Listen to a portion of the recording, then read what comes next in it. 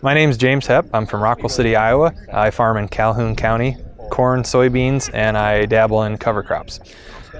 Here I have a Case IH 1200 pivot fold planter. It's a 2006 model. This winter I realized the row units needed rebuilt, and it was going to be pretty expensive for parts, and I had a friend that had row units off a John Deere ME5, which is the newer John Deere row units. It's about a 2017 row unit, and it's the same one John Deere is still using today, so it's the best one they got. I was able, backing up a little bit, I had precision V-set meters already on my Case planter row units. These are V-set 2s.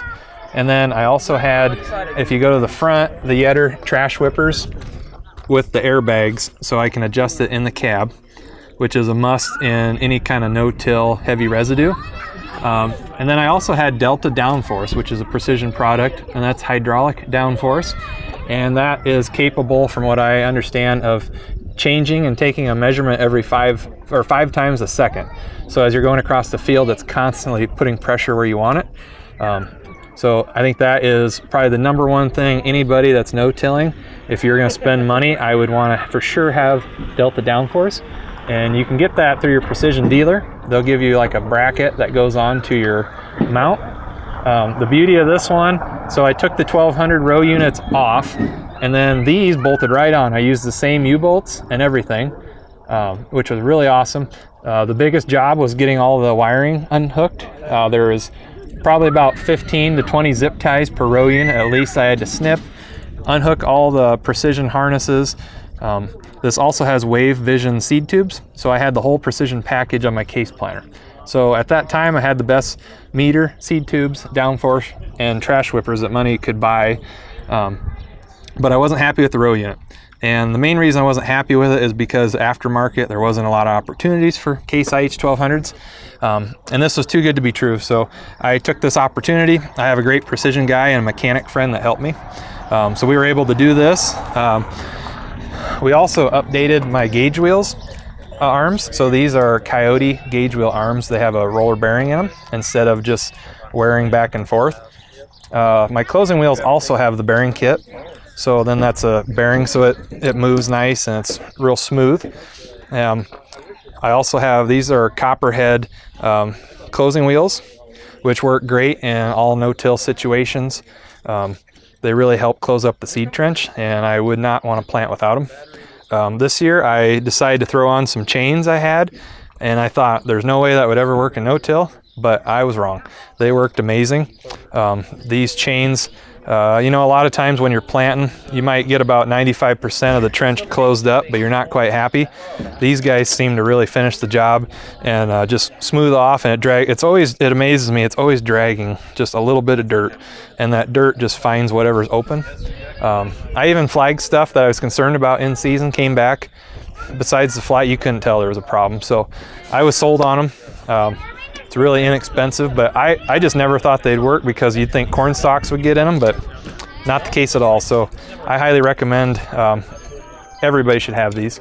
I also run the narrow gauge wheels. So these are 3-inch. A lot of guys run 3.5 or bigger. And I do this because if you notice the profile of the row unit, I don't want to be riding outside of that. That trash whipper is moving and cleaning off my seed bed, and it's only going to clean off about an 8-9 inch area. Well, you got 3-inch, and probably another 3-4. So I want to be inside where those trash whippers are going. That makes a nice clean area to go. That's mainly what I did on this planter. We can kind of do like a walk around here. Like I said, 16 row. So I got the precision meters, Delta downforce, Wave Vision seed tube. I guess I didn't touch much on that.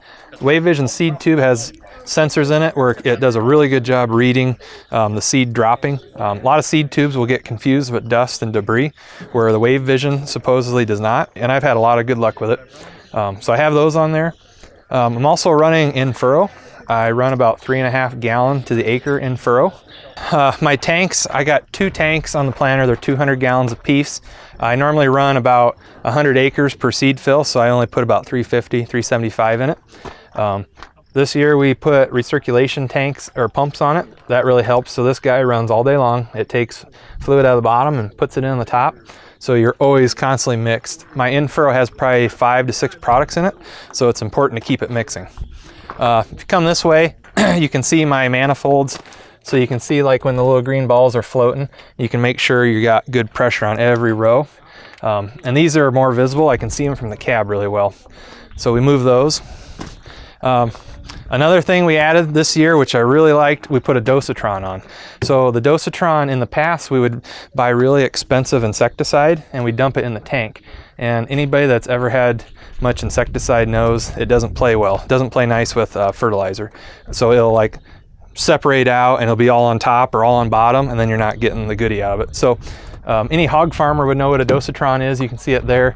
Basically, it's taking the pressure from the fluid, the 3.5 gallons flowing, and it's got like a pulse on it, and it meters the insecticide in straight into the line. It's like direct injection. So by doing that, you never have any mix issues. It's going right into the line. So it's really great. And I can, like in a day, I can throw 6-7 gallons in and dump it in there and run all day, and I can kind of take a check and make sure it's really close to where I'm at. So really like that. Kind of a safety thing I added this year I really like. There's soap dispenser in there. So I can put like my dial soap there, and then I put water in here so I can wash my hands when I get out digging. I just have, my son's 18 months old, so I'm trying to be a little cleaner and try and do the best I can. And sometimes gloves are just not the handiest to have. Everybody admits that probably. So, but I really like, this was like $50 on Amazon, and I seen it somewhere. My mechanic buddy, he fabbed up this nice bracket for it and put the dosatron on it, but it's just really handy. Like I said, I don't know if there's any water in there, but you can just, it's really nice, just especially all day when you're covered in graphite and stuff. It's really great to wash your hands.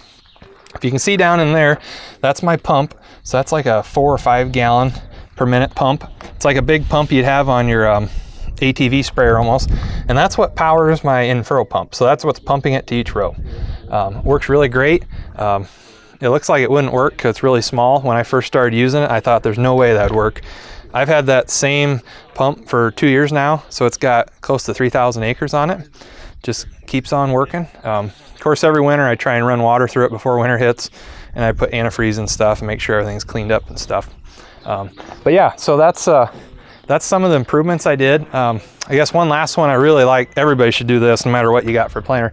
So if you have an air compressor, so that air compressor runs my trash whippers. But we took the bung out of the end and we got we put a valve on there with an air hose. So now, like when I'm out there, if something's plugged, you can see the air gun up there, the nozzle. It's got more than enough air. You can blow yourself off, or if you have like an orifice, you can blow it out. That's the best thing I've ever done. The only thing I wish I would have made it longer. So for next year, I'm going to try and get an extension, because I'll only do about this far, but it'd be nice to be able to, if I need to go 4 or 5 rows that way and clean stuff out, it's great. But that's a $50 deal I think everybody should have on their air compressor. I bet I use it 3-4 times a day almost, between that and the hand wash. So that's kind of basically what we did on these case planters. I'm lucky to have a really good mechanic. He said that there's a thermostat here, and he said that they kick on and off, but these are notorious for getting warm. So we cut it and just butt connect it together, so that when the tractor's on, the fan's constantly running. So that keeps your hydraulic fluid cooler, so it performs better. This particular planter, I have a PTO powered pump on it. So that is running everything on the planter. So it's really important to keep things cool. If I remember right, it's a low volume, high pressure pump. So I run the PTO all day. But like I said, this fan is like a radiator on a car, but it would kick on and off like a thermostat. So he told me you just need to cut it, wire it together, tractor's on, let it run. That way, otherwise it'd get too hot, then it would turn on, then I'd have to play catch up. This way it'd keep it cool. And I never had any, in years past it'd get warm on me, but it never got warm on me this year. And with late planting, it was a lot warmer this year. So it was a good test. So that was another one of them $2 things that I think there's a lot of value to it. So yeah, so that's my Case IH 1200 Godzilla planter, I call it, because it's got the best John Deere row unit. It's got the precision meters. It's got everything you'd want to do for no-till. I was able to probably run close to 6 miles an hour with this thing all day long. Very reliable. Loved it. So if anybody's out there looking to get a different planter, I would strongly encourage them looking into getting parts and rebuilding what you have. I figured I had probably 20 some grand in this, and I figured it would cost me 20 grand for several years to buy a planter already done. So it was kind of a one-time investment, but it's already paying off, especially in the closing system. I feel like my stand's a lot better, a lot more even emergence, which is huge. Last couple of years I've had crusting issues and stuff, and this closing system I think was able to fix a lot of that. So that's my planter, and I hope you guys enjoy it. So thank you.